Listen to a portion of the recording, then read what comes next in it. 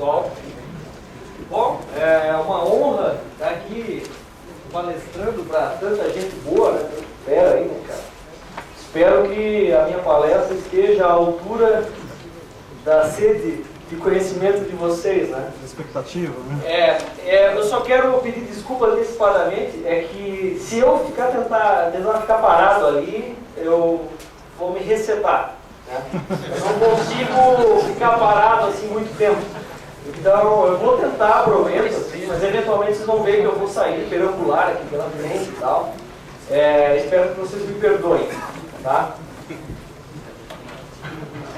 Então tá, só fazer uma apresentação rápida aí do que é a nossa empresa lá no sul, né?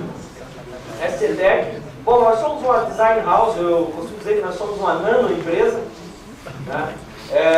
Desenvolvemos produtos de eletrônica embarcada e damos alguns softwares para PC também, né? Mas eu não sabia que ia acontecer isso. As animações estão... Então, aí está o portfólio assim, básico de o que a gente desenvolve, né? Eu coloquei aqui, está bem desatualizado, inclusive isso aí, né? Mas não deu tempo de eu atualizar como eu gostaria. Alguns produtos nossos ali. Tem aqui uma plaquinha que a gente desenvolvia aí, a Microlab, kit multiplataforma e tal, aplicações de PC, IHM, ignições para moto, hoje a gente atua bastante no mercado automotivo. Tem um kitzinho nosso aí, só esse momentozinho rápido de marketing, tá? Tem o nosso kitzinho de ARM aí, que foi desenvolvido basicamente como suporte. Inclusive tem um aqui, o Dado trouxe, que está rodando lua. Né? Essa parte eu não sei separar com você. Bom, pessoal, eu trouxe tanta coisa já para sortear aí. Tá nojenta essa animação, tudo bem. Aqui tem um projeto nosso que foi executado alguns anos atrás aí, da Fiesc. Eu acho que esse projeto foi o mais rápido que a gente já fez até hoje. Em um mês a gente teve que desenhar esse computador de bordo para esse caminhão aí militar, que era um projeto automotivo catarinense. Esse é um caminhão de 8 rodas e tal. Um elefante branco que ainda não saiu. Espero que um dia saia. Bom, aí, para quem não conhece, estão os meus livros, né? Inclusive o meu filho caçula, né? Em inglês. As nossas parcerias, o livro está ali, vai ser sorteado. Infelizmente eu não tinha uma cópia de cada um dos outros para trazer.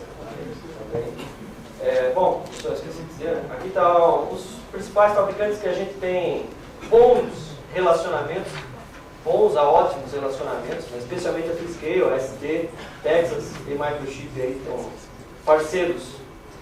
Bom, então vamos ao que interessa, né? Merchandising off, otimização de software em C para sistemas embarcados, né? Bom, eu coloquei o primeiro slide aí falando uma coisa óbvia que todo mundo sabe, mas que é bom a gente sempre relembrar. Programar em C para sistema embarcado não é a mesma coisa que programar desktop ou computador de grande porte. Parece até, mas não é. Quando você vai programar uma plataforma muito pequenininha, você tem que ter em mente todas as limitações que são geradas por aquela plataforma. Normalmente são limitações de memória, né, e de velocidade. Então, é isso que a gente vai tratar aqui, né? Claro que eu não vou esgotar esse assunto, eu nem poderia, nem tenho capacidade para isso, né? Nós vamos ver rapidamente alguns tópicos que eu julguei interessantes. Outros tópicos eu esqueci, lembrei depois só, podia ter colocado aquilo, até falei para ele, não, já tem 130 slides. Então... Minha culpa, hein? Não deu, aí eu não sei, não gostaram da ideia. Assuma a culpa, hein, Fábio? Assuma a culpa, viu? Não, ainda bem, né? Porque senão a pessoa ia estar babando aqui, dormindo na palestra, ia ser horrível, né? Então, pessoal, alguns aspectos importantes aí quando você vai programar, de forma genérica, né? para fazer um programa eficiente em C. Né? Conhecer bem o compilador, até eu não fui tão enérgico aqui, tem que conhecer muito bem o compilador, conhecer bem a CPU. Não pense que a CPU é uma caixinha preta e que isso vai ficar por isso mesmo ali. Ah, não, aqui é tudo igual, é só cortar o meu código e roda. Né? Procure utilizar o tipo de dado mais eficiente. O tipo de dado mais eficiente a gente vai ver aqui que nem sempre é o menor. E evite utilizar funções de biblioteca. Alguém vai querer me bater. Né? Não estou dizendo para não usar, estou dizendo para evitar, é bem diferente. Né? O Daniel há pouco falou que eu gosto de escrever. Eu gosto de escrever minhas próprias funções. Eu também adoro. Né? Não só por portabilidade, mas para saber exatamente o que está acontecendo. Dentro que eu vai lá e usar um sprintf, eu sempre vejo, né? Vai lá, usa um sprintf, linguagem C não presta. Eu só usei o sprintf e o código já estourou a memória do chip, já deu mais de 8K, mais de 4K. Felizmente é assim, né? Mas por que você usou o sprintf? Foi obrigado? Tinha alguém com uma arma na cabeça? Usa sprintf! Não! Né? Lá no sul não acontece isso, eu não sei aqui, né? Num grande centro como São Paulo, eventualmente, pode ser que aconteça. Né? Mas lá não acontece. Então, pessoal, realmente tem que sempre pensar muito bem, né? E não é só funções assim genéricas como o SPTF, né? Mas outro dia eu estava conversando com um amigo meu também sobre senos e cossenos e tal, e ele estava com um problema porque a implementação de arco tangente do compilador estava errada. Pois é, quando o compilador erra, o que o cara faz? Não faz? Diz, chefe, não dá para fazer esse projeto ali, porque o compilador não sabe fazer arco tangente. Não, vai lá e faz o teu arco tangente, faz uma tabela, resolve. Né? Eu acho que é todo mundo no seu dia a dia resolver problemas. Né? Ainda não aconteceu um problema insolucionável. Né? E programe de forma a auxiliar o trabalho do compilador. Pessoal, já estou vendo que eu estou demorando mais do que eu tinha planejado. Então vamos lá. Né? Um pouquinho sobre tipos de dados e alocação de memória. Aquela velho dilema, né? Signed versus unsigned. O que é melhor? O que eu uso, o que eu não uso? Né? Tem diferença realmente de performance entre usar signed e unsigned? Será? Né? Lembrando que o tipo padrão, né? O default do inteiro em C é signed. Né? Então o cara vai lá e sai metendo signed inteiros. Int isso, int aquilo, tal. E daí? Será que não muda nada? Tem uma diferença, né? Chama-se extensão de sinal. Né? Para quem não sabe, olha ali, ó. Um número, uma variável, um tipo de dados, quando ele é representado sem sinal, né?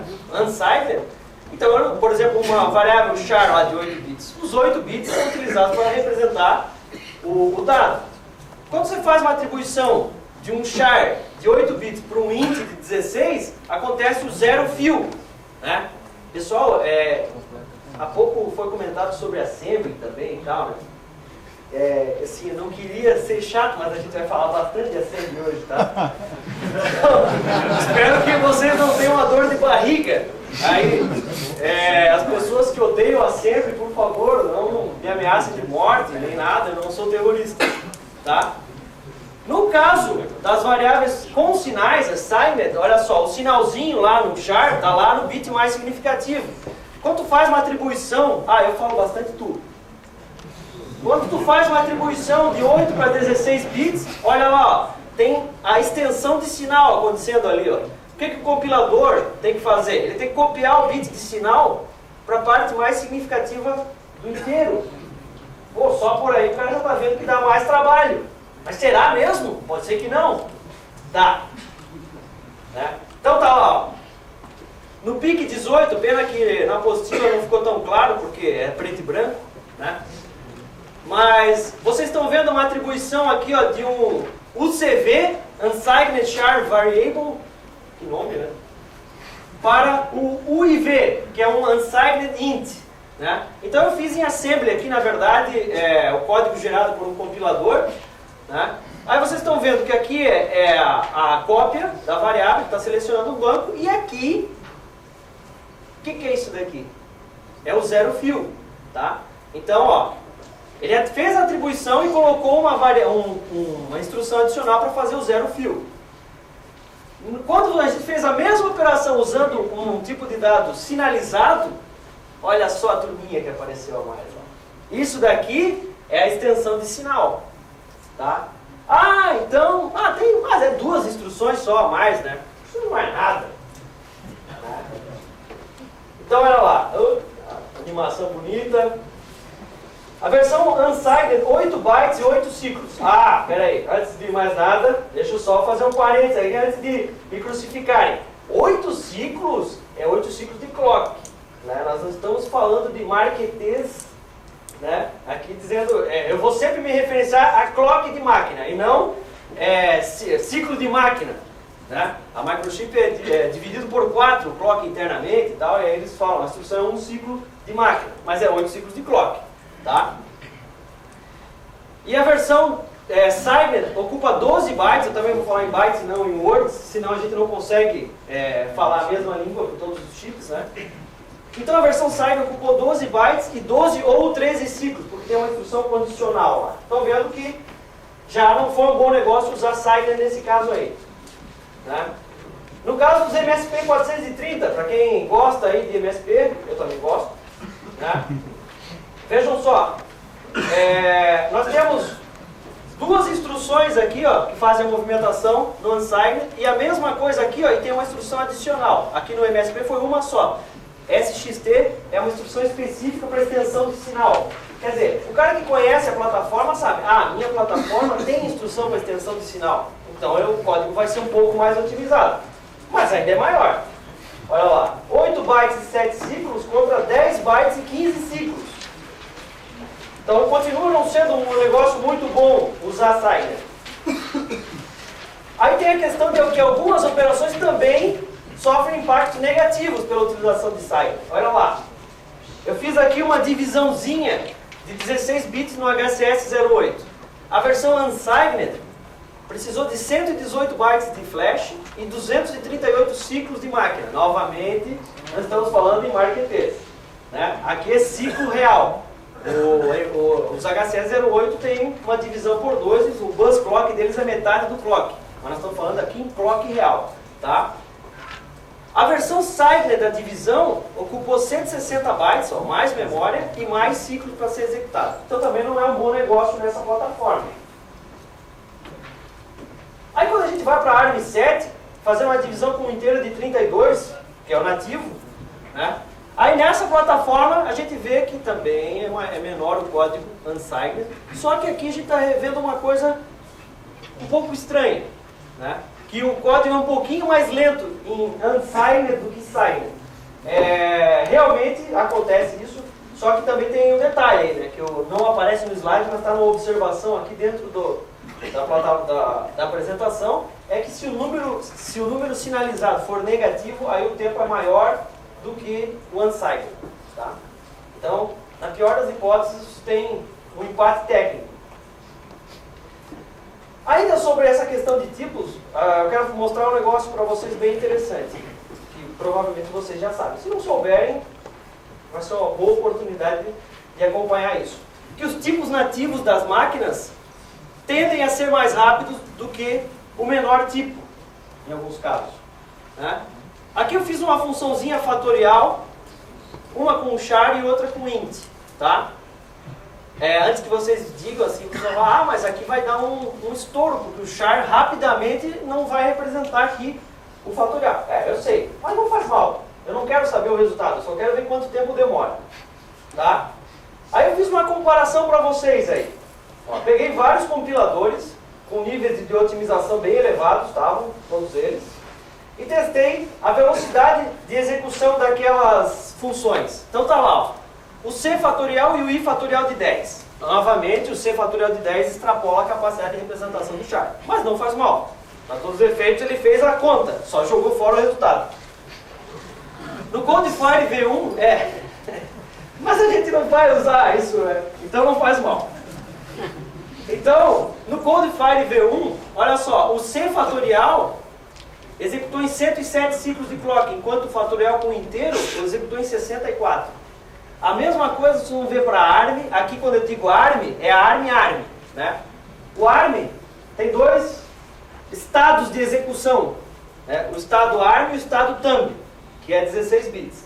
Né? Eu fiz essa comparação para vocês verem aqui, porque às vezes tem aquela coisa de marketing que diz assim, ele é tantos por cento mais rápido em Thumb do que em ARM. Eu falo, mas como pode isso? Daí está realmente provado aqui que em vários casos vocês vão ver que o ARM, executando o código de 32 bits, realmente ele é mais rápido, só que o código é muito maior.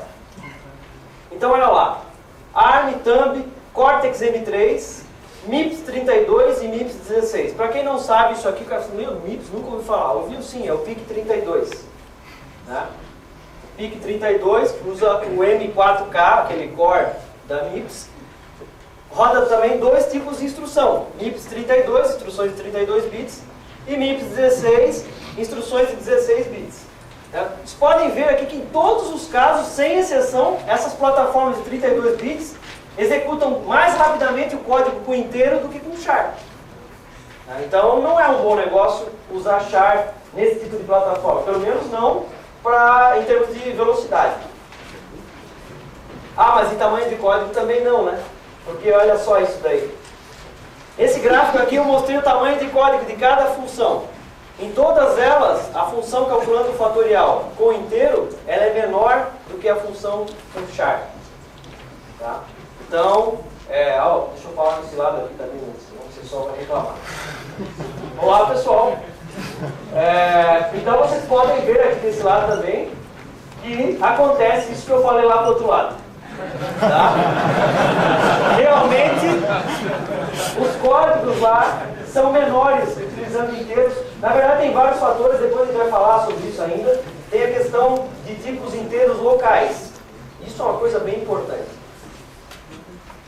Falei depois, era nesse slide. Variáveis locais devem preferencialmente utilizar o tipo de largura de barramento da CPU. Por que será?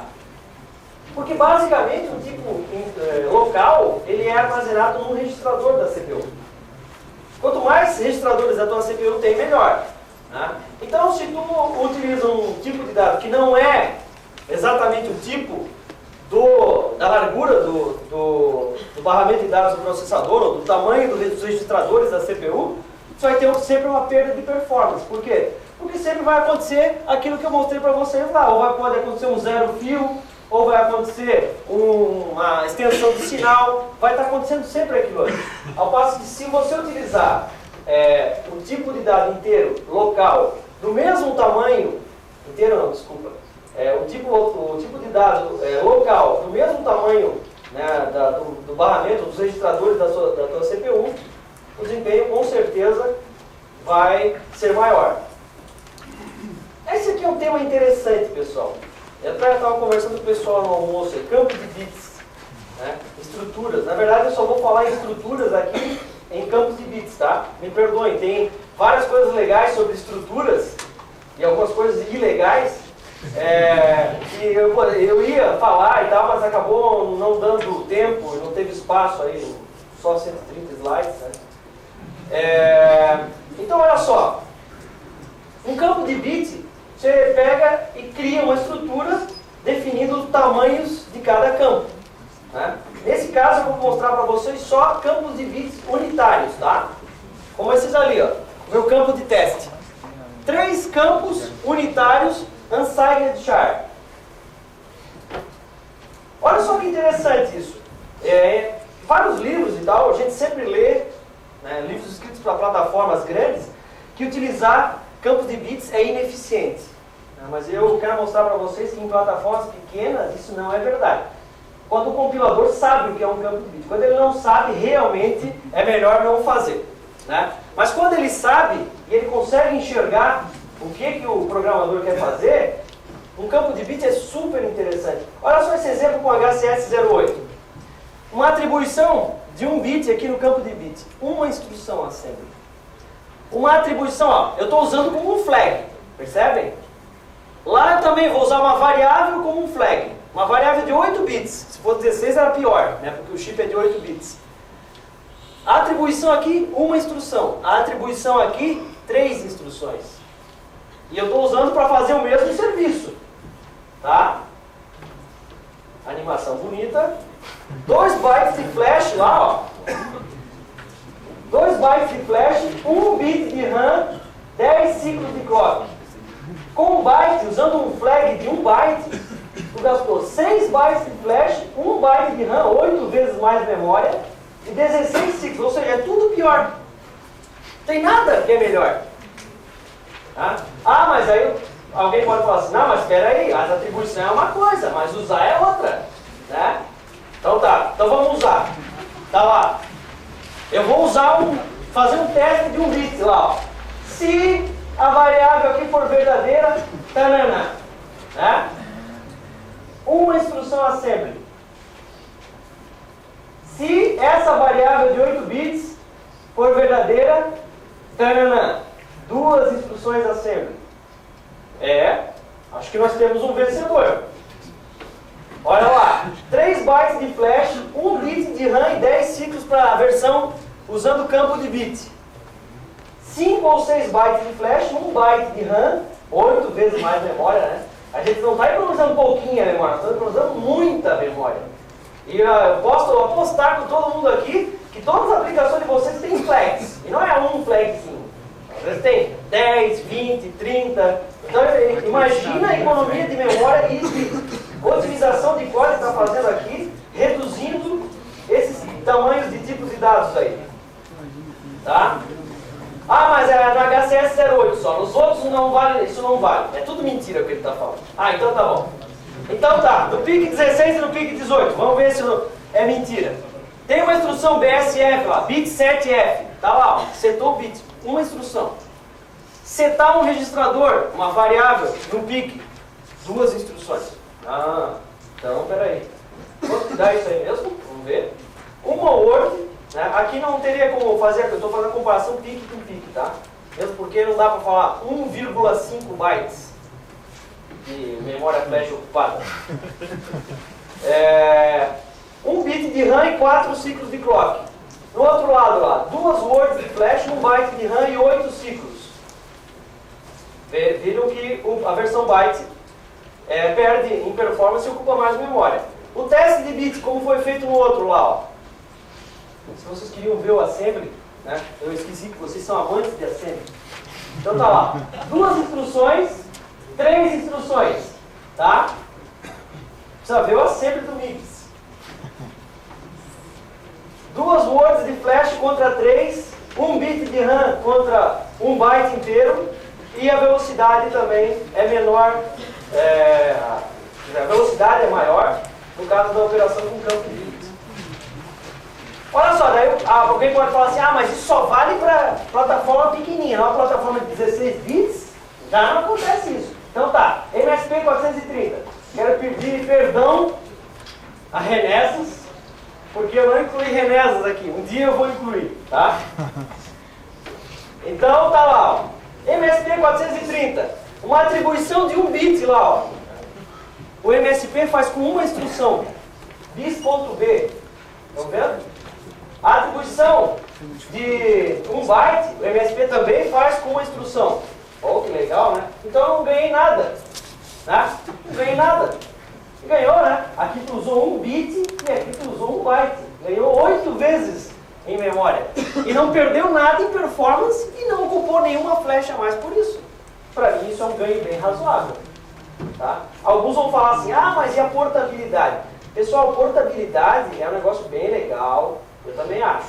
Mas não se esqueça que quando está programando um chip de 1K de flash e 128 bytes de RAM, não dá para pensar só em portabilidade. Ah, e o dia que eu migrar para uma plataforma de 128K, com certeza não vai ser a mesma aplicação que está ali. Tá?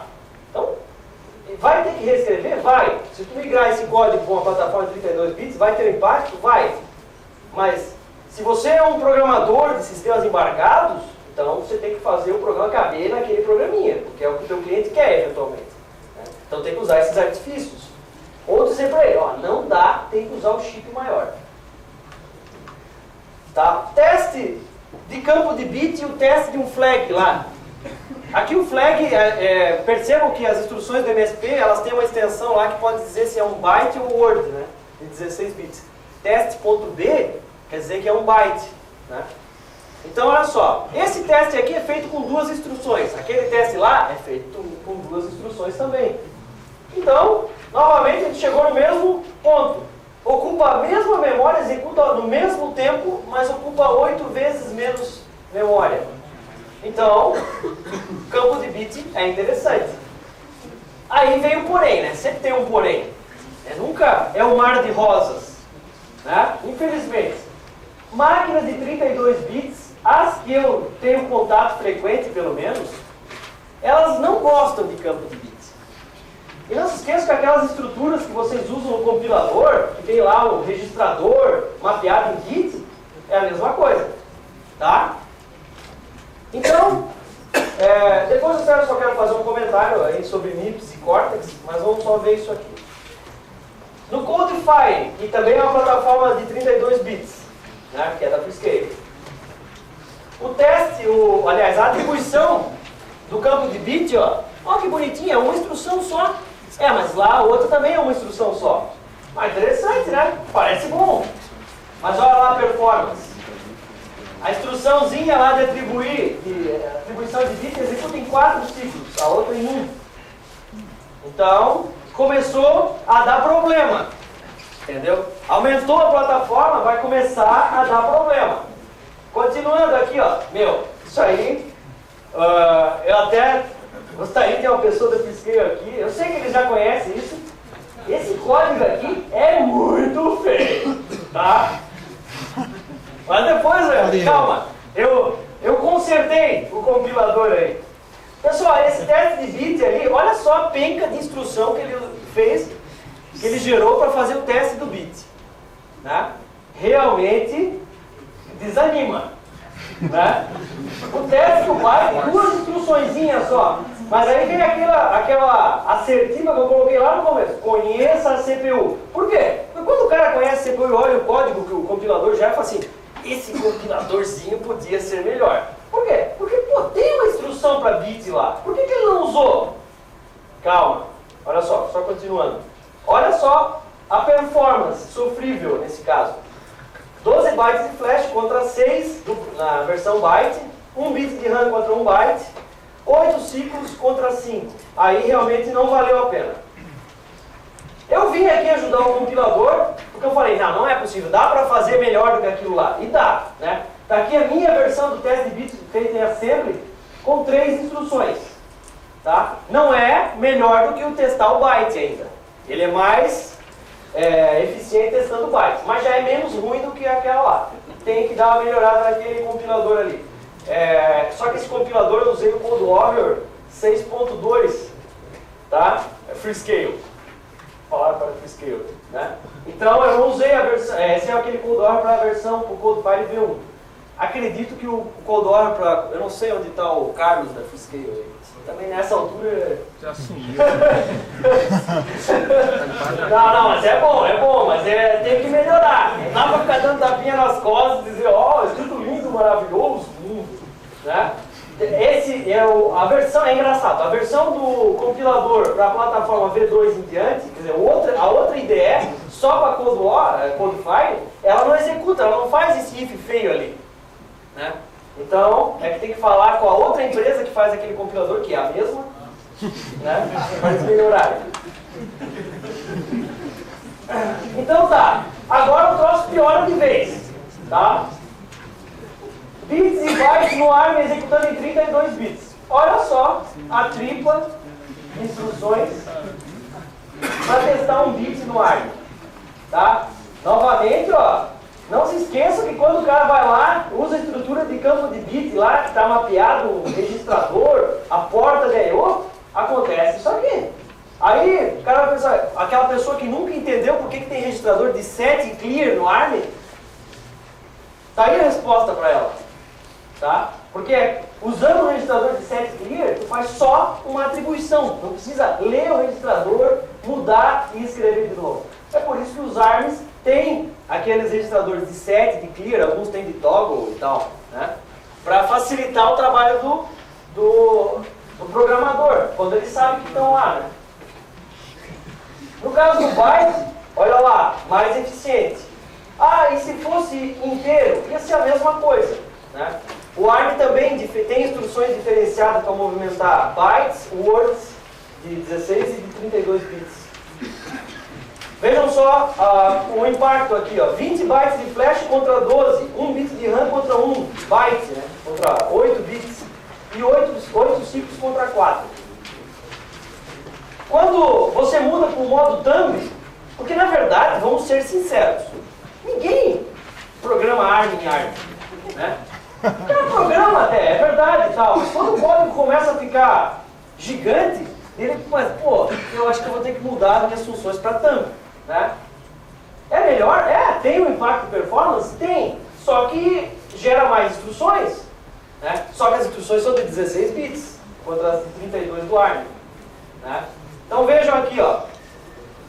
No caso do ARM executando em thumb, nós temos 12 bytes contra 6 e 9 ciclos contra 4.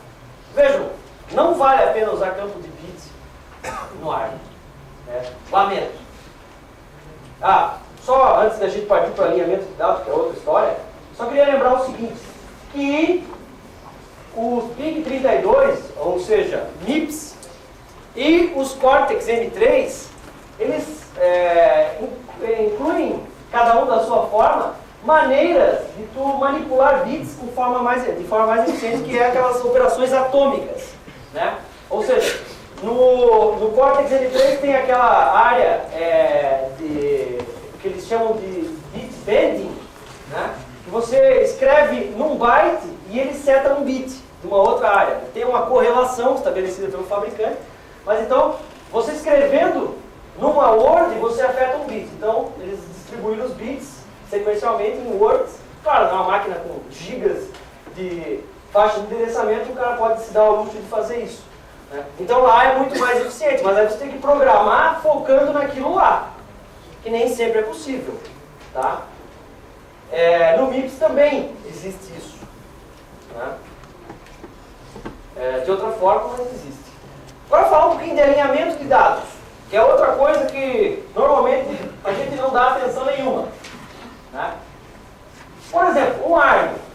Todo mundo gosta de ARM, né? O ARM 7 especialmente, ele tem um problema que ele não consegue acessar words, dados de maneira geral, fora do alinhamento padrão dele. Então a Word tem que ser alinhada em Word para ele poder ler, né? Então o que acontece? O cara vai lá e cria uma struct igual eu fiz aí, mas isso não vale só para um struct, tá? Um char, um int e um short int. Aí o compilador joga isso na memória desse jeito, tá? Percebam uma coisa, isso até tem uma documentação da ARM explicando por que o cara tem que tomar cuidado com isso. Tu está usando efetivamente 7 bytes de memória, mas está ocupando lá dentro do chip 10. Por quê? Olha lá. Essa Word aqui não consegue fugir o alinhamento padrão do chip. Ela tem que ser alinhada aqui, ó, de Word em Word. Então aqui acabou a Word nesse ponto. Então começa aqui. Ela não podia estar começando aqui em cima. Isso foge ao esquema de alinhamento da CPU. Tá? Qual é o problema aqui? É que tu jogou esses 3 bytes fora. Simplesmente jogou fora, não vai usar, né? Então se tu colocasse isso aqui dentro de um R e repetisse 1000 vezes, teria 3000 bytes jogados fora, né? Mas ocupa tanta memória? Tem problema que tem que conhecer. Olha lá. Isso é uma coisa óbvia, né? Chip de 8 bits não tem esse problema. De 16 e de 32 tem. No 16 bits é menos problemático isso, né? Porque só tem um alinhamento, tem que obedecer o alinhamento de 16. Aí tem um outro detalhe interessante que o programador tem que ter consciência disso, é que algumas plataformas permitem acesso não alinhado à memória, né? Gerando uma disposição como a que está aqui, ó, tá?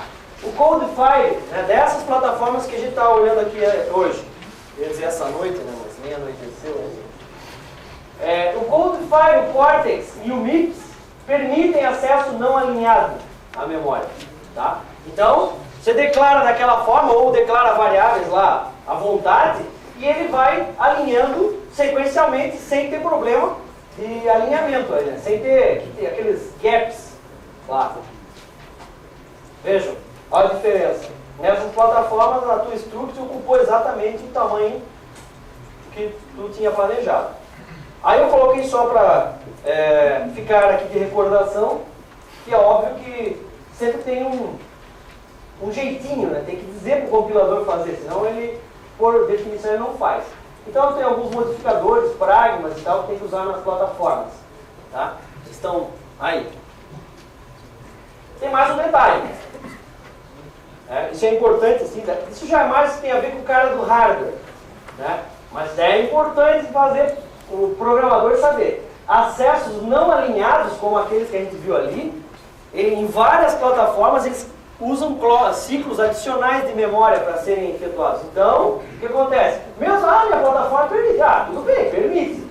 Mas vai ter um impactozinho, em alguns casos, que vai demorar um ciclo de clock, por exemplo, a mais, para ela completar a operação. Então, daí o cara já vai... Se está buscando performance, pode não ser tão interessante, eventualmente, usar dado não alinhado. Aí tem outra questão, né? Eu coloquei lá, o cara passando a bola para o compilador. É claro que o programador também tem que fazer a parte dele, né? Então, pegando uma estrutura como essa que está disposta aí, ó, e olhando o desperdício de memória, tá? O simples rearranjo dos campos aí dentro da estrutura permite melhorar muito a utilização da memória. Olha lá, nesse caso aí nós estamos com 8 bytes e ocupando 12 da memória. Se tu declarasse aqui, ó, os chars, um seguido do outro, seguido pelo short, que daí mantém lá, e o int, fica todo mundo alinhado, ninguém tem problema de alinhamento, e a gente está ocupando exatamente a memória necessária, não está desperdiçando. Tá? Isso é uma coisa bem básica, né, pessoal? Mas eu acho que em algum momento ou outro, ou o cara esquece, ou ele não lembra mais, ou, sei lá, decidiu esquecer. Eu coloquei agora nesse pedaço da nossa apresentação alguns estudos de caso. Eu peguei algumas coisinhas do meu dia a dia lá e trouxe aqui para vocês verem, para a gente compartilhar algumas experiências interessantes. Por exemplo, uma delas são os timers. Né? Todo mundo aqui deve usar timers na aplicação. Vai lá, cria uma variávelzinha controlada por um timer de hardware e vai lá, eu quero temporizar 200 milissegundos. Seta a variável lá para 200, espera a passar 200 e vai fazer alguma coisa. Né? Eu quero mostrar para vocês que tem duas formas de fazer isso. Né? A forma incremental e a forma decremental. Né? Claro que não tem graça eu perguntar isso a essa altura do campeonato, mas qual é a melhor? Né? O cara vai pensar assim, as duas são equivalentes? Não são. Né? Normalmente, né, praticamente todas as plataformas que eu conheço, a versão decremental é mais rápida e mais eficiente. Tá? Novamente, um outro gráfico bonito. Olha só, aqui eu fiz uma comparação interessante. Eu peguei timers incrementais, né, e considerei eles sendo os 100%. Tá? Em cada plataforma, eu estou mostrando aqui para vocês o quão mais eficiente, né, aliás, qual é a porcentagem relativa de velocidade da versão decremental em relação à versão incremental. Por exemplo, aqui no HCS08, eu usando um timer decremental, ele executa em 93% do tempo que executa o timer incremental. Pô, então não é. Tem uma diferença. Tá? PIC, mesma coisa. MSP, a mesma coisa. Codify. ARM, não. O ARM é indiferente para ele. Tá? Mas nas outras plataformas, inclusive MIPS e inclusive o Cortex, né, a versão decremental é mais eficiente. Tá, pessoal? Aí tem o outro lado da moeda, né? Normalmente no timer o que o cara faz? Vai lá, eu faço muito, não posso falar por vocês, né? Mas o que eu faço? Eu tenho uma variável que é controlada lá pela interrupção, eu seto ela com um valor, por exemplo, e espero ela ir decrementando até chegar em zero. Quando ela chega em zero, controlada lá pela interrupção, eu dou segmento, às vezes, a minha máquina de estado, ou seja lá o que eu estou fazendo. Né? Novamente, ó, se tu estiver usando a versão incremental, a comparação lá no teu programa vai ter que ser desse tipo aqui, ó. Se VA for igual a um valor, né? Ou seja, se ela for igual àquele valor, faça isso. Na versão decremental, não, só testa ela contra zero. E olha, todas as plataformas que eu conheço, o teste contra zero é mais eficiente do que o teste com um valor qualquer. Óbvio, porque sempre você vai ter que ter um parâmetro, um operando na instrução, então isso vai ser menos eficiente, tá? Então, só para lembrar disso, eu coloquei lá, ó, até a animação ficou bonitinha dessa vez. Mais eficiente, né? Outra coisa interessante, isso aí é alguma coisa que as pessoas não dão valor e às vezes a gente é levado erroneamente a acreditar que isso é menos eficiente.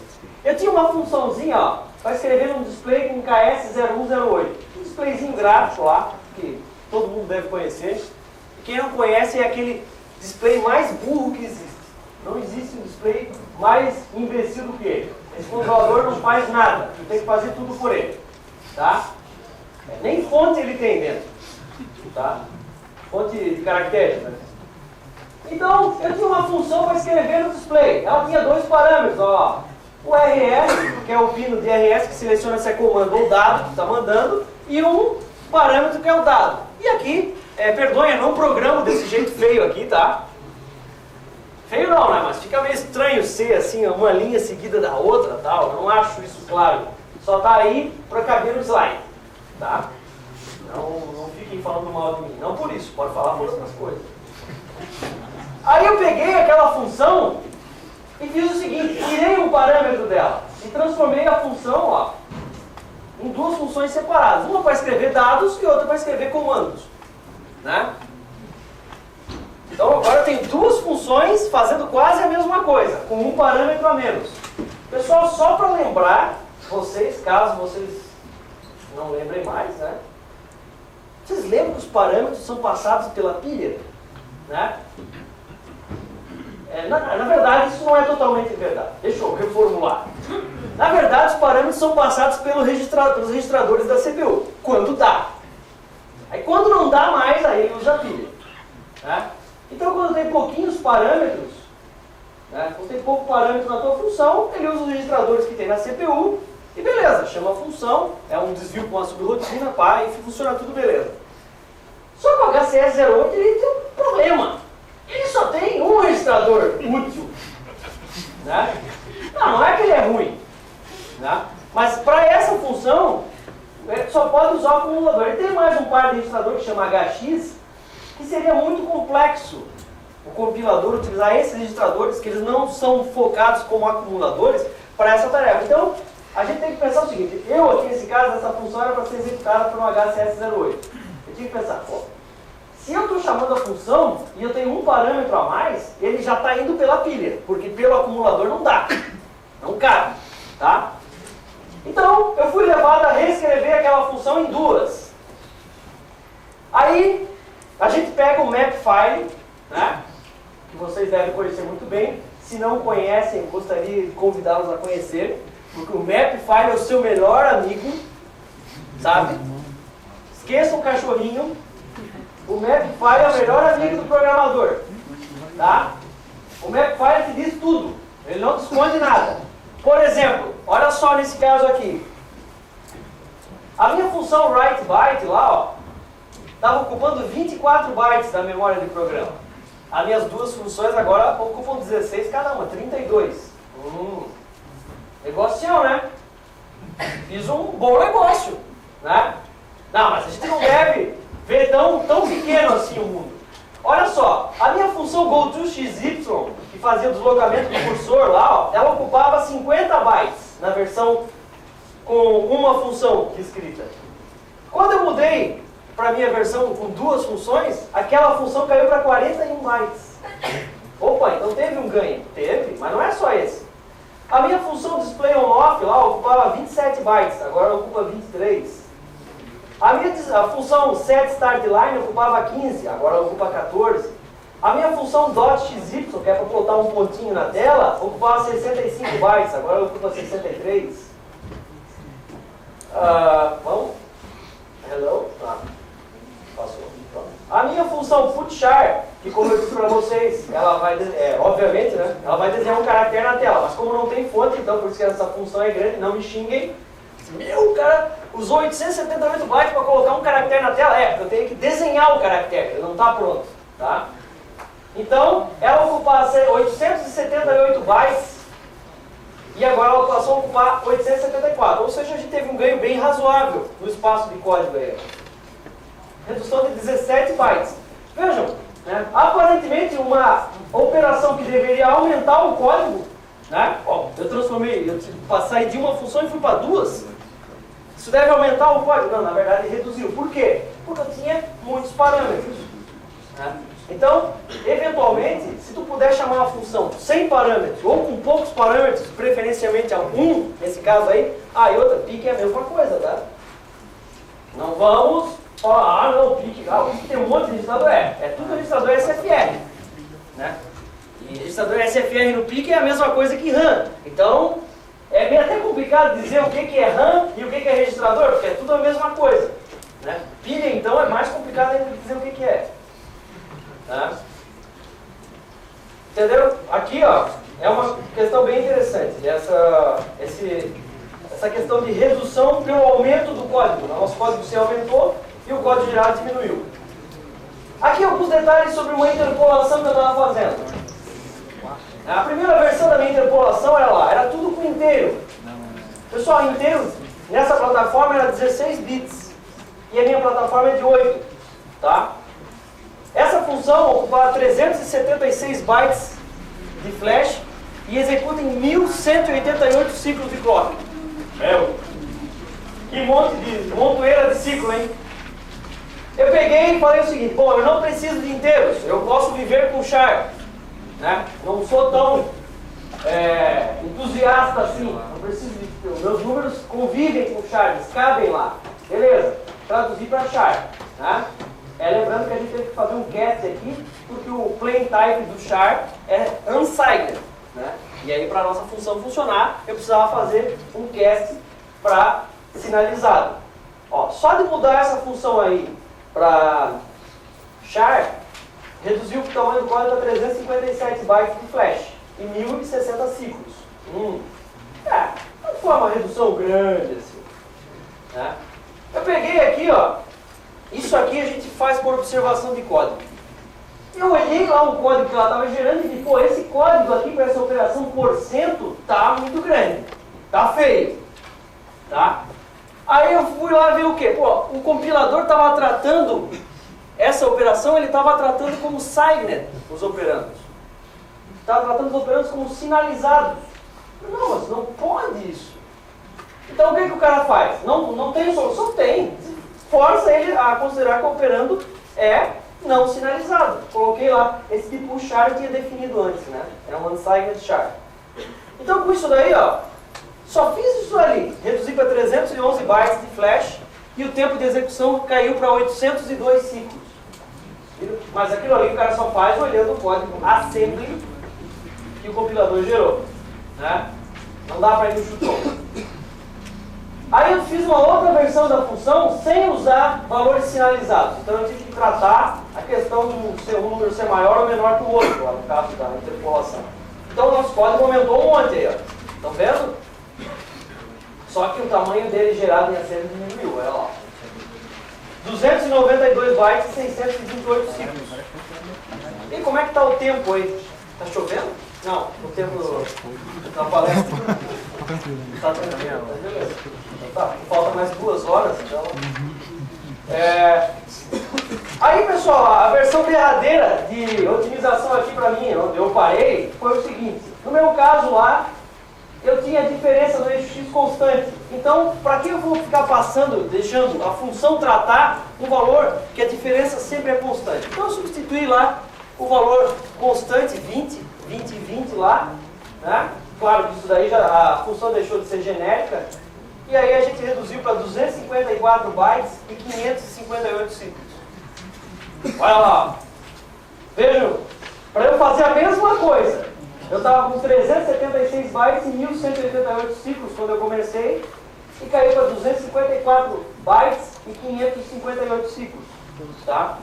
E a gente não está fazendo mágica, só está escovando bit, né?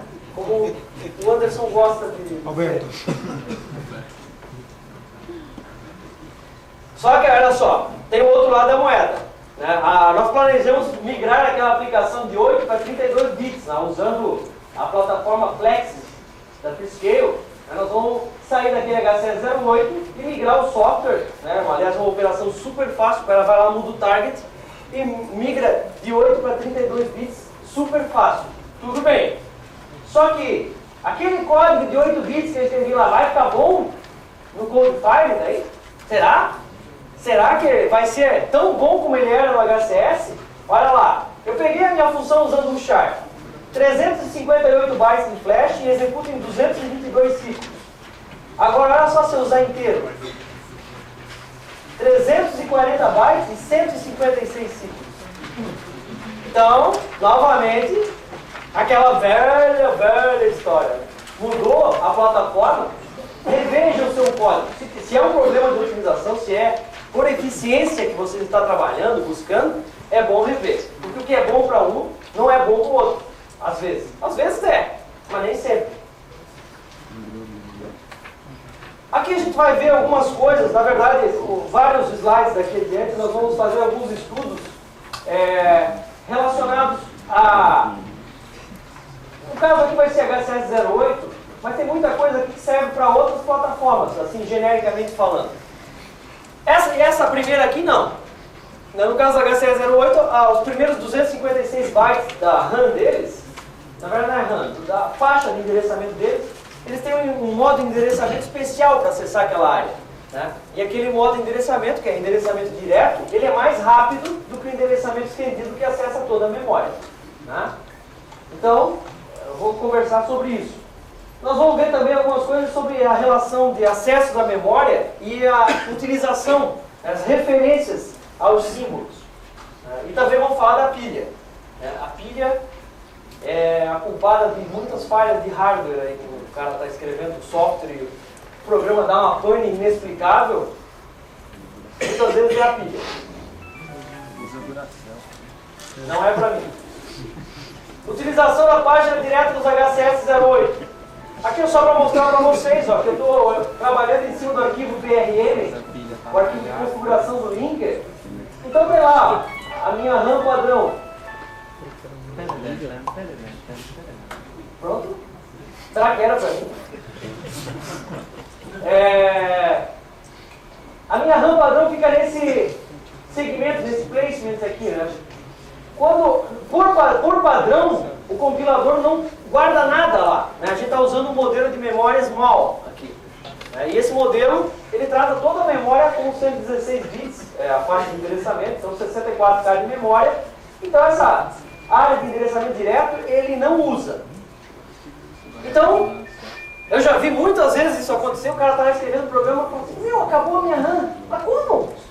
Eu só usei um pouquinho e já acabou. É porque o compilador não está usando aquela RAM que tem lá no começo, na página direta. Então, com essa instruçãozinha ali para o linker, você habilitou isso. Mas isso não é a maneira mais eficiente ainda, tá? Analisando o Mapfile, e a gente vai ver depois as maneiras mais eficientes de fazer aquela operação que a gente viu agora, os Mapfiles vão te dizer o quê? A estrutura e a disposição das funções e os dados na memória. Tudo. Todos os símbolos, as variáveis, as funções que está usando vão estar lá mapeadas, tá? Isso num bom Mapfile, gerado por um bom linker.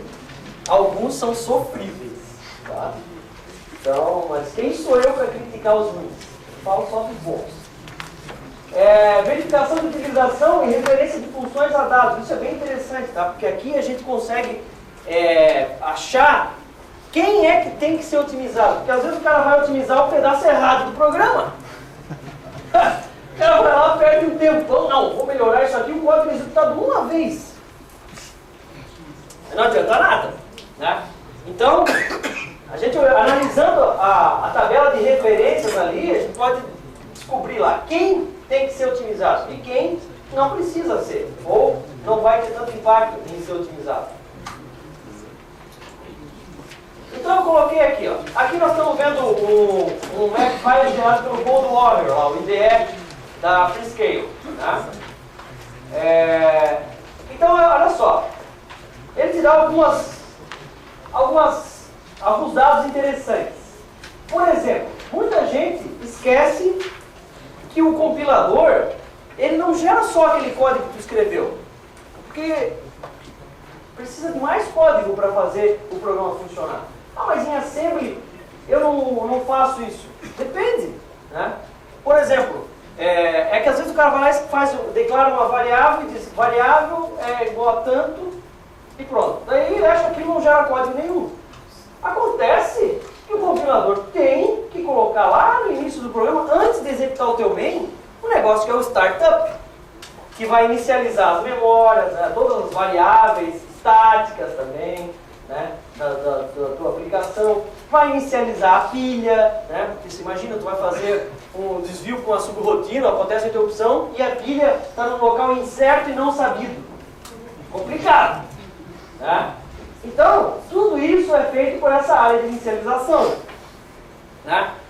Em algumas plataformas, por exemplo, o Cold War, aqui tem quando você cria um projeto, você pode escolher uma opção, porque isso aqui é ANSI, tá?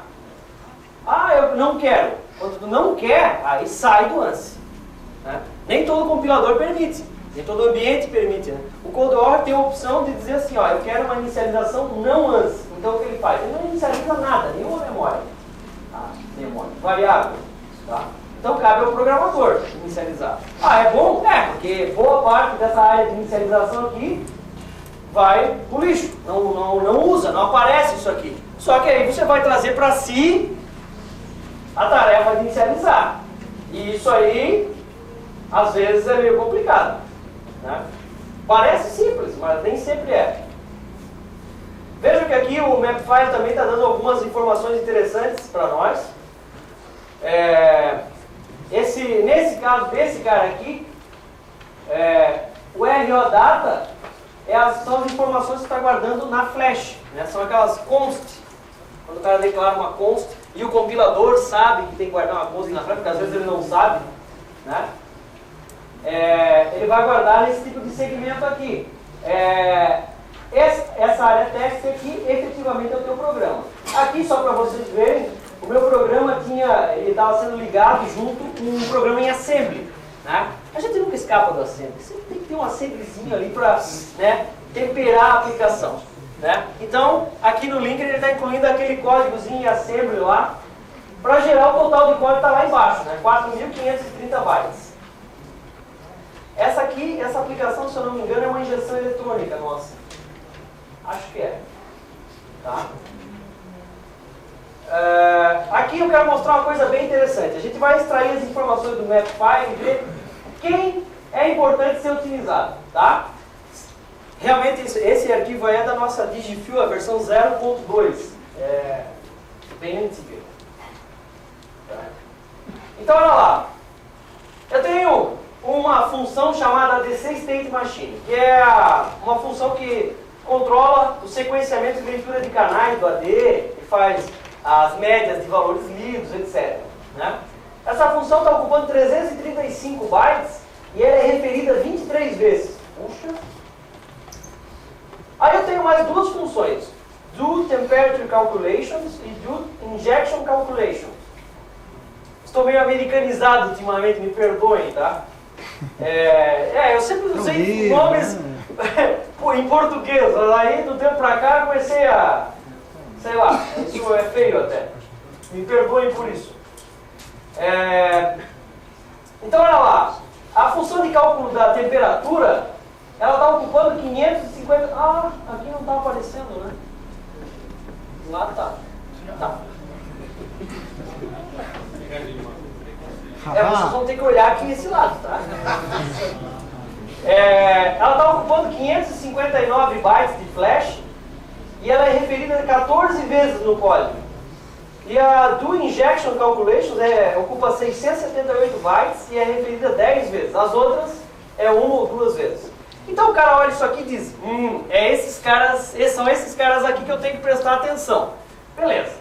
Aí, o que o programador faz? Depois que ele descobriu quem são os culpados, né, ele vai lá, no mesmo Mapfile, e tem a listagem das variáveis. Todas elas. Uma por uma. Tá? Eu não mostrei aqui, né, vou mostrar depois. Mas antes disso, claro que você vai ter que ir nessas funções e ver quais são as variáveis que ela está utilizando. Né? Para ver o que eu posso, de repente, utilizar e o que não dá para utilizar.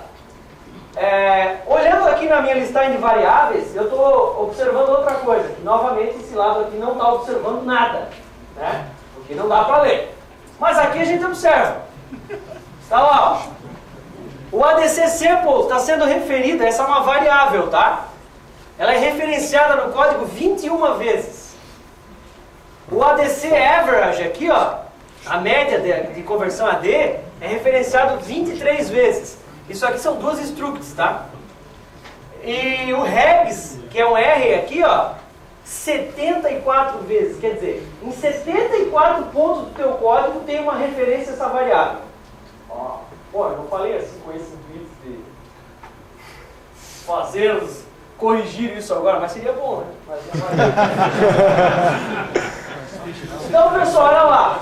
Obviamente que só por essa análise ali vocês vão ver o seguinte, pô, 74 referências, esse cara é muito popular, né? Então, se é para eu fazer alguma otimização, com certeza deveria ser em cima desse regs aqui, né? Então, tá. Então, nós fomos à caça deles, né? Eu estou mostrando para vocês aqui um trechinho do código gerado, essa é a listagem disassembly do trecho daquela maquininha de estado do conversor AD. Então tem lá, ó, né, isso aqui é um switch, ADC samples.vbat é igual ao ADC samples vbat mais o ADCR, que é o resultado da conversão atual, menos a média atual. Né? Isso é um cálculozinho de média bem bobinho. Tá? Aí ele gerou esse pequeno código que está aqui embaixo, inclusive com os JSR aqui, ó, que é uma chamada de subrotina, né? E chama a atenção para vocês que tem aqui as referências a essas variáveis com essa instrução LDHX, ó, porque o HCS também consegue trabalhar com dados de 16 bits. Ele tem um par de registradores que chama HX, que são 2 registradores de 8 bits, e essa instrução LDHX carrega direto um valor de 16 bits, né? Então reparem, aqui é o número de ciclos, ó, 5 ciclos para essa instrução, 4 ciclos, por aí vai, tá? O que eu olhei aqui e vi? Eu vi o seguinte, peraí, essa instrução está usando o endereçamento estendido. Se essa variável aqui estivesse lá naquela página direta que eu falei para vocês antes, a instrução ia diminuir 1 byte e ia executar mais rápido. Então esse cara é um candidato a ser otimizado, né? Aí o que eu fiz? Eu fui lá, eu sou um programador medíocre, eu fui lá no meu arquivo de símbolos, né, para esse projeto, lá estão todos os meus símbolos. Aí eu vim aqui, ó, e peguei essas 2 estruturas, o ADC Samples e o ADC Average, e mais aquele R regs, que é referido 74 vezes, e dei um recado lá para o meu linker, olha lá, com esse pragma, esses 2 pragmas aqui, esse aqui foi só para desativar isso. Esse pragma aqui eu disse, essas variáveis eu quero que você guarde lá naquele meu segmento, na página direta. E eu mandei um outro recado aqui para o compilador dizendo, compilador, usa endereçamento near, né? Usa ponteiro de 8 bits para acessar esses caras, tá? Então, eu usei 2 truques aí. O que será que aconteceu? Vocês já sabem, né? Olha só, aquelas instruções que eu tinha mostrado antes, elas foram reduzidas em 1 byte e em um ciclo. Olha lá. Isso naquele trechinho de código, tá, pessoal? Só, veja que não está fazendo mágica nenhuma. Não estamos mudando drasticamente o código, não reescrevemos nada. O meu código no total foi reduzido em 105 bytes. A minha função ADC State Machine foi reduzida em 47 bytes. A minha função Group and Parity Calculation foi reduzida em 20 bytes e a outra em 31 bytes. Então a gente teve um ganho de performance só por mudar o lugar que a variável estava alocada. Tá? E vejam, aqui eu não entrei nesse detalhe, mas além desse ganho de memória, tem um ganho de performance.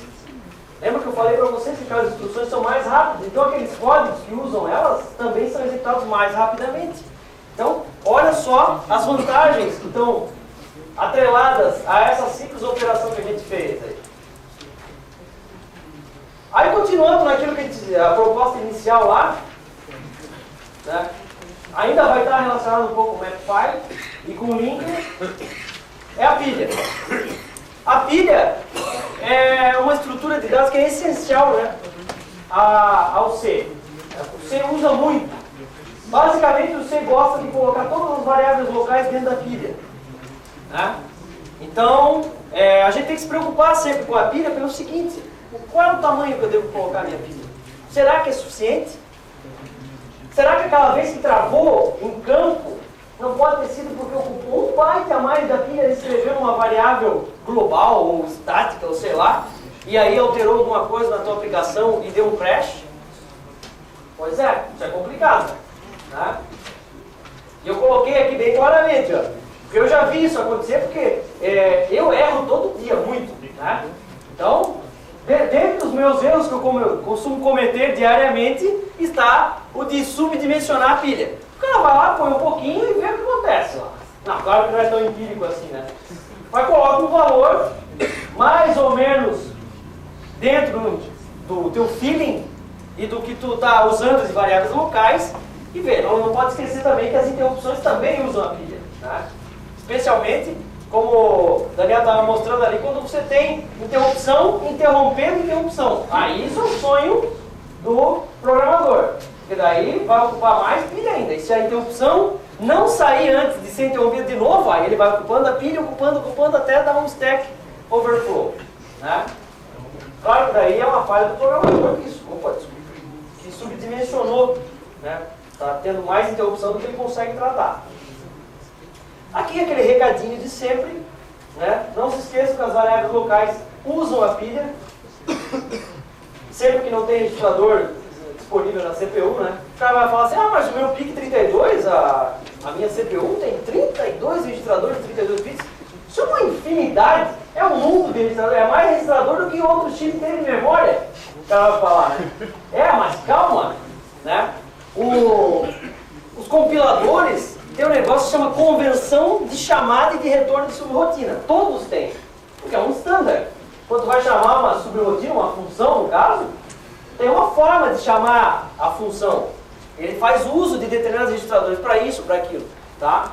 Então, a primeira coisa que você tem que pensar é o seguinte: por mais registradores que tenham na tua CPU, nem sempre eles vão estar disponíveis para a tua aplicação. Porque o compilador pode estar usando alguns para rascunho, alguns para passagem de parâmetros. Tá?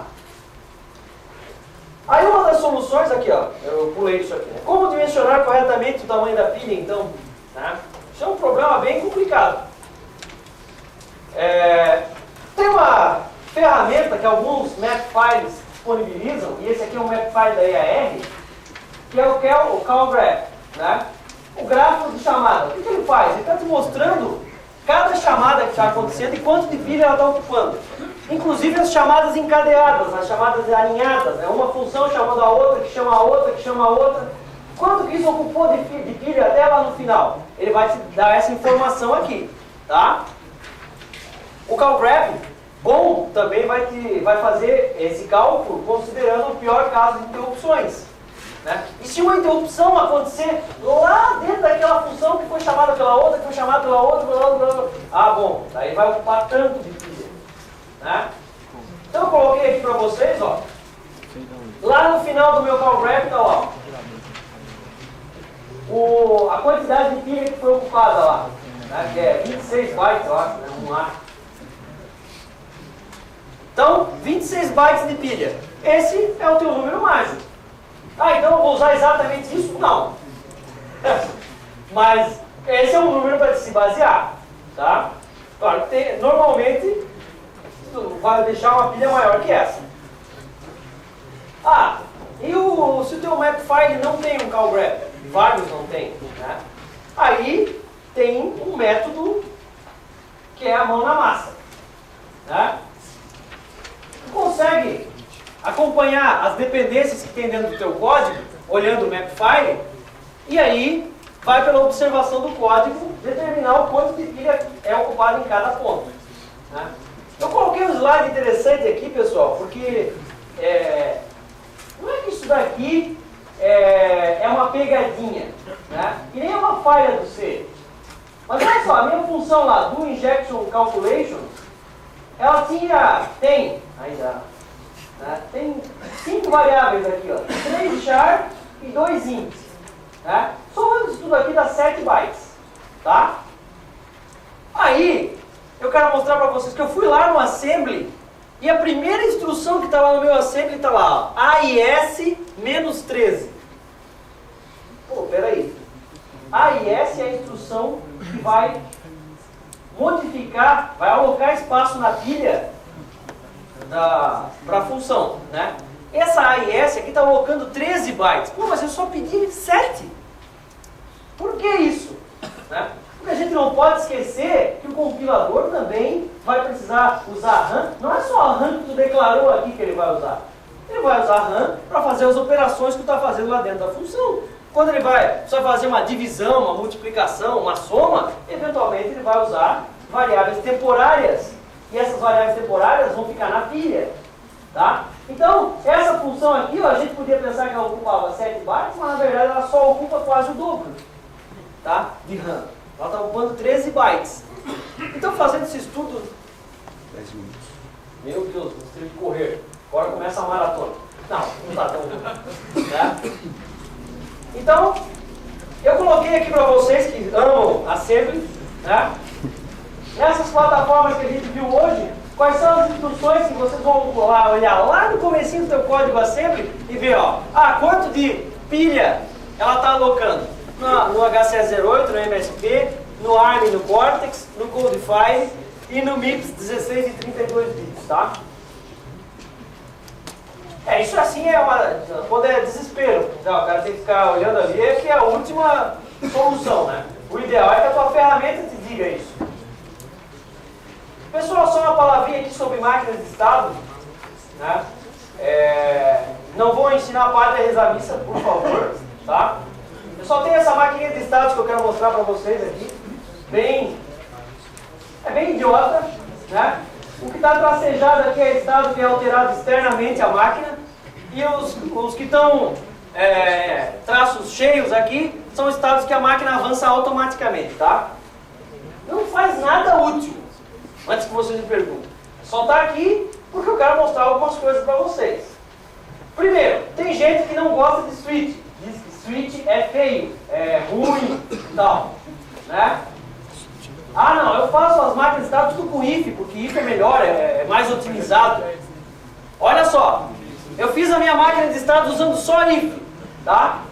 Olha ali o código gerado pelo compilador ali do lado, tá? Quem gosta de assembly, lembra, né? Tem aquele desvio calculado. Vai lá e soma um offset no PC e aí ele desvia para o valor do PC mais aquele offset. Isso daí é bem legal para te fazer uma máquina de estado, né? Mas não é esse código que é gerado pelo if. O if vai fazer várias comparações sucessivas, tá?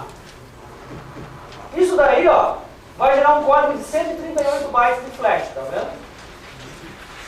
Aí, ó, eu mostrei, aqui eu estou usando os símbolos definidos com defines, né?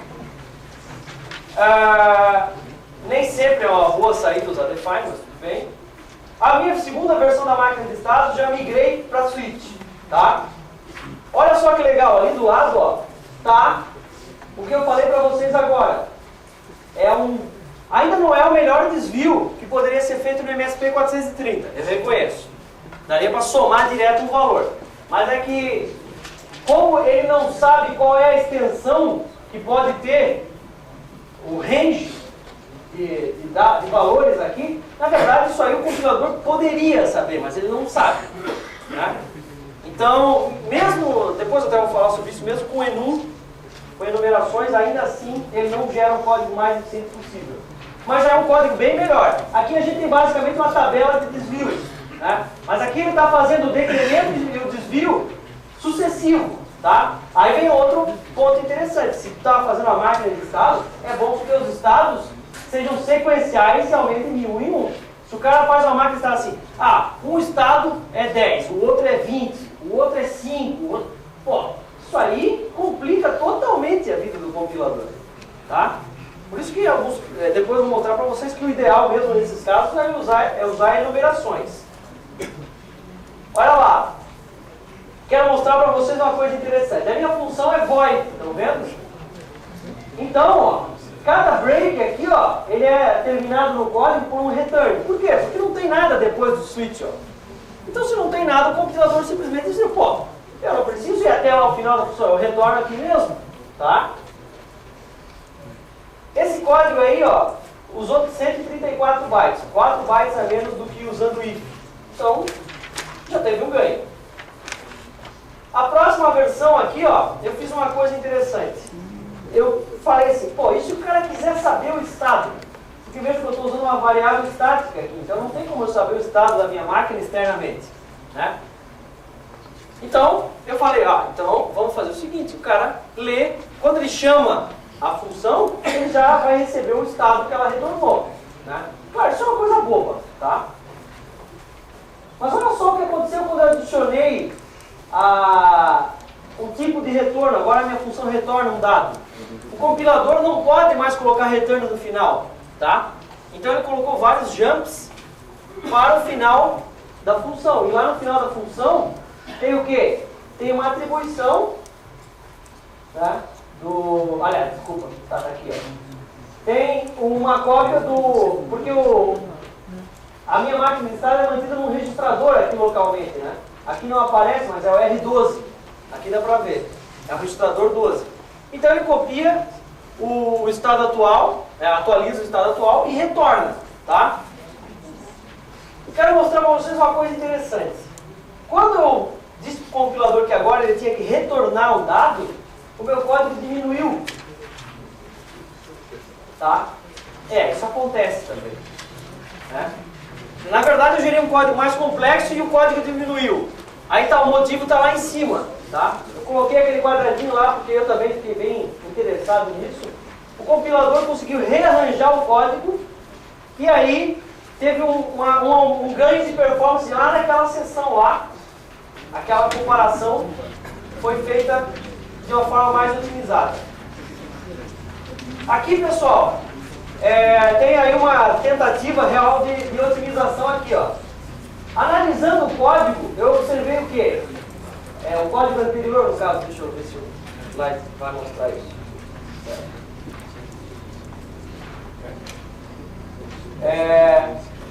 Analisando, que não vai dar para ver direito ali, mas eu quero mostrar para vocês o seguinte.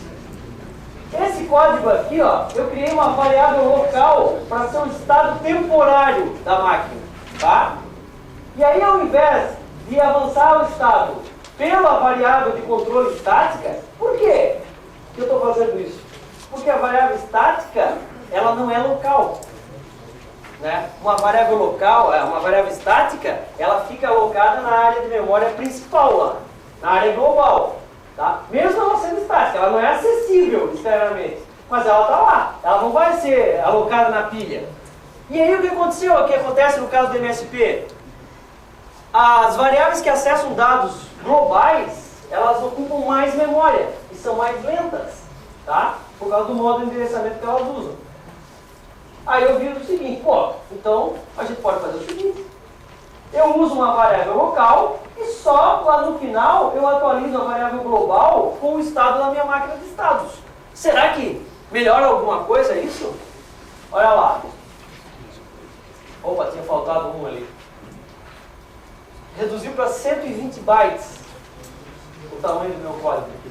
Eu adicionei coisa e o código diminuiu. Estão vendo como C é mágico? Né? Não, mas é isso que é legal, né, de programar em alto nível, né, desde que você saiba o que está fazendo e tenha controle sobre o que você está fazendo, é que os resultados são interessantes. Né? Aqui eu só estou mostrando para vocês que usar enumerações não vai ter nenhum impacto negativo nesse caso aí, e tem a vantagem de ser muito mais fácil de escrever máquinas de estado usando enumerações. Né? Só que é um recado importante, hein? Enumeração, por padrão, é um side int, tá? Então, em alguns casos, uma máquina de 8 bits, ele pode ser menos eficiente, tá?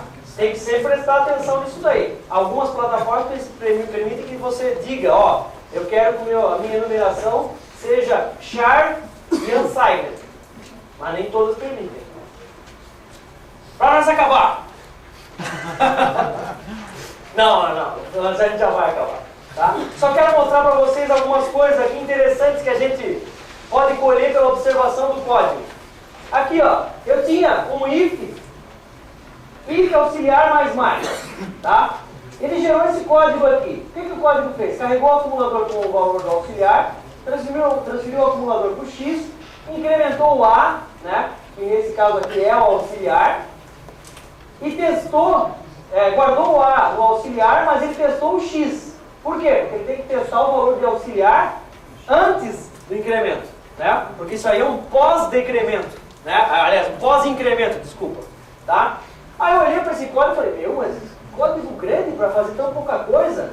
Né? Por que ele está fazendo tudo isso aqui, ó, usando variável temporária? Aqui. Porque ele não tinha como fazer de outro jeito. Mas... se você estudar e a tua opção permite, a tua aplicação permite, a simples transferência do auxiliar mais para outro ponto do programa, logo após, desde que o auxiliar não fosse usado aqui dentro, né, reduziu o teu código para duas instruções aqui, ó. Duas instruções de teste e um incremento. Tá? Quer dizer, a gente teve um ganho aqui, ó, não de performance, mas de tamanho do código. Ó, lembrando que isso tem que ser sempre avaliado individualmente, hein? Estamos já na reta final, tá, pessoal? Sei que o negócio é chato, é muito blá blá blá blá blá blá blá, e eu não tenho nenhum kit aqui para ficar piscando LED e deixando vocês boca aberta, né? Mesmo porque não ia adiantar eu pegar, olha só como esse LED está piscando mais otimizado. Tá? Então, é só para vocês terem uma noção aqui, uma outra coisa interessante que o cara pega do compilador. Isso aqui, ó, é um sisteminha operacional que eu estou fazendo, tá quase pronto lá, para o HCS08. Né? Na verdade, ele vai ser código aberto, tudo, logo vocês vão poder... vai estar disponibilizado no portal para download? Vai estar em tudo quanto é lugar. Outra pretensão não, vai estar disponível. Tá? Esse código hoje é para HCS, eu pretendo logo em breve já portar ele para outras plataformas. Tá? Aqui tem uma coisa interessante, eu estava comparando a tarefa atual com a idle testing. Isso é uma coisa de implementação minha lá para saber se a tarefa atual não era a tarefa idle do sistema, tá? E a tarefa lá fica na fila de tarefas como uma tarefa comum aqui, tá? Esse código aí, esse ifzinho, gerou esse trem. Olha lá, chamou uma subrotina, fez toda essa tranqueirada para voltar para lá para fazer o branch less or equal, né? Quer dizer, o cara olha isso aí e fala assim, meu, eu só estava fazendo a comparação de 8 bits e gerou isso aqui, tem coisa errada, tá? Então, o que eu fiz? Falei, pô, olhando aquele código lá, a gente está vendo, né, com mais atenção, vai ver que o compilador está tratando aqueles operandos também como 16 bits, eles não eram. Eu peguei e forcei o compilador a tratar eles como char, como cast aqui. E o meu código diminuiu para isso aqui. Tá? E nem ocupa a pilha. E eu tinha um problema antes, quando eu estava escrevendo o sistema, porque aquela função estava ocupando a pilha. Eu não queria ocupar a pilha, porque a pilha pertencia à tarefa, não era minha. Não posso chegar lá na pilha e dizer, ó, dá um pouco de pilha aqui. É a pilha da tarefa do sistema operacional. Então eu não queria usar. Também não queria ficar comutando pilha, ter uma pilha para sistema e tal. Né? Então, olha só. O test switcher anterior estava ocupando 229 bytes. Esse sisteminha aqui ocupa 500 bytes de flash, tá, pessoal? Uma coisa totalmente despretensiosa. A versão nova ocupa 196 bytes. E é muito mais rápida na troca de contexto, tá? Então, pessoal, para nós encerrarmos a apresentação, eu listei lá no final várias referências interessantes da área aí, tá? Esse cara aqui, ó, The Firmware Handbook, é de um cara que vocês ouviram falar hoje aqui, o tal do Jack Gensen, tá? Esse livro é muito bom, muito legal, tá? Eu tenho a versão impressa, mas eu também fiz o download do livro, né? Mas eu tenho a versão impressa, não ia ficar só com o download, né? E aqui em cima a gente tem outro negócio legal, que é a norma da linguagem, tá? Nesse link aqui vocês podem baixar a especificação da linguagem C. Outro dia tinha alguém procurando e eu comecei a fuçar e achei isso daí, tá? Aí nós temos outras referências de livros e textos aí para as várias plataformas. O que eu usei e detalhes sobre otimização de código, né? Lembrando que o melhor lugar para te ler sobre a otimização de código da tua plataforma é o manual do compilador da tua plataforma, tá? Então tem aí para Pica, todas as plataformas estão aí listadas. Quero agradecer a todos, pedir desculpas pela palestra enfadonha, eu sei que deve ser chato ficar ouvindo blá blá blá blá blá blá blá blá sobre, né? É isso, cara, você tá louco, meu. Todo mundo que tá aqui é escavador de 20 e todo mundo veio aqui para ver esse tipo de informação.